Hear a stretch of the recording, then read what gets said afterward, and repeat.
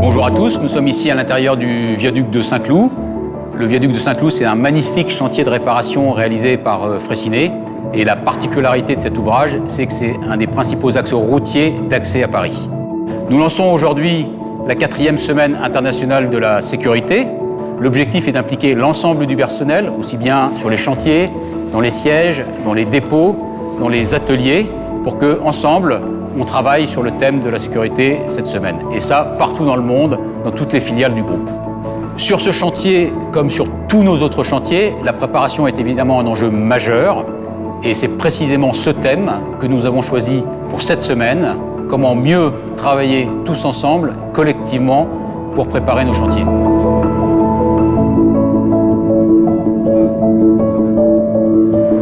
La prévention, ce n'est pas que sur chantier. Sur chantier, on corrige souvent ce qui aurait pu être anticipé. Les problèmes de sécurité sur chantier, c'est la face visible de l'iceberg.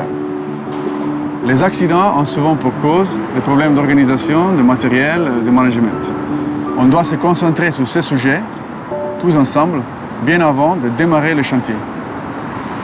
Chaque métier de l'entreprise contribue à la sécurité. Il est essentiel de travailler tous ensemble, chantier, bureau, atelier, pour la réussite du chantier et pour garantir qu'il n'y aura aucun accident.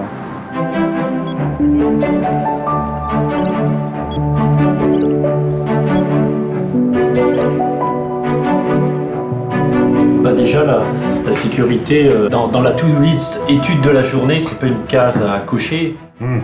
C'est quelque chose d'intégré, c'est pas une tâche à part. Le rôle au bureau d'études, c'est de trouver des solutions simples, robustes et réalistes.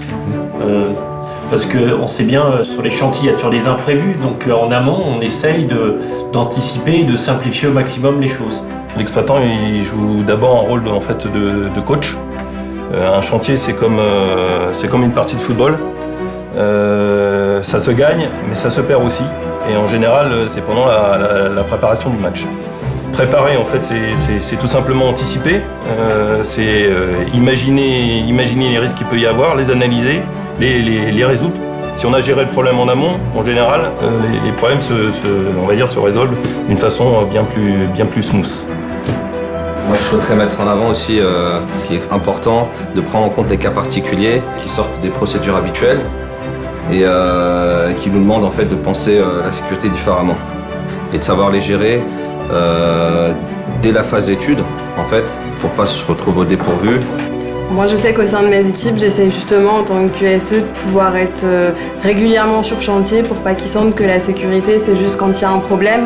C'est d'être là en amont et d'être là régulièrement pour qu'ils nous fassent part de leur retour d'expérience, puisque c'est eux qui utilisent les machines et le matériel. Donc c'est là où on a des discussions qui sont très intéressantes, qui moi me permettent de pouvoir le remonter aux équipes matérielles, qu'on puisse prendre en compte des changements et des adaptations sur les machines.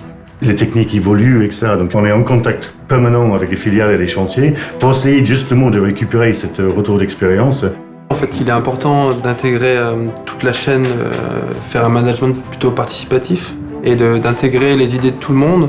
Souvent, les meilleures idées de sécurité chantier viennent du chantier lui-même parce que c'est celles qu'on leur impose après. Et donc c'est plus facile pour eux de mettre en place quelque chose auquel ils adhèrent. Chez Six Sense, notre mission même, c'est la prévention des risques, notamment avec les services d'instrumentation et d'auscultation. Et dès la phase amont en appel d'offres, on discute avec les clients, on évoque ces sujets et on les traite donc, dans nos offres. Et après, au niveau de l'étude des offres, on explique ce qui est intégré dans nos offres et ce qui est à la charge du client. À côté de Nuvia, le rôle de l'exploitant, on le vit aussi tous les jours en travaillant au sein des installations de nos clients. Et notre client principal mène une politique de sécurité qui est extrêmement forte aussi. Eux ont engagé énormément de moyens. Donc il y a aussi cette notion de partage avec les équipes et le client, et qui devrait se faire qui doit se faire sans filtre et sans tabou pour que finalement la réussite soit commune et bénéficie à tout le monde, quoi. Donc je voulais insister sur le côté matériel, c'est que le matériel, quand il est bien conçu, il est bien entretenu et il est en parfait état de fonctionnement, il sauve les vies. Et ça, c'est quelque chose qu'on ne doit jamais oublier. Pour la partie travaux, il est important aussi de savoir dire non aux clients quand ça engage la sécurité de notre personnel de chantier.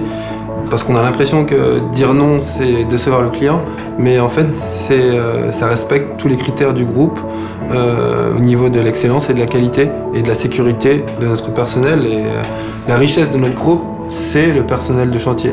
Le corollaire, en fait, il est clair. Un chantier qui est mené en sécurité, il a toutes les chances pour être un chantier avec des bons résultats financiers, avec la satisfaction du client, avec la tenue des engagements contractuels. Et quand c'est l'inverse, en général, le reste ne suit pas. C'est l'image de l'équipe. On est tous dans la même équipe finalement, quel que soit notre service d'origine.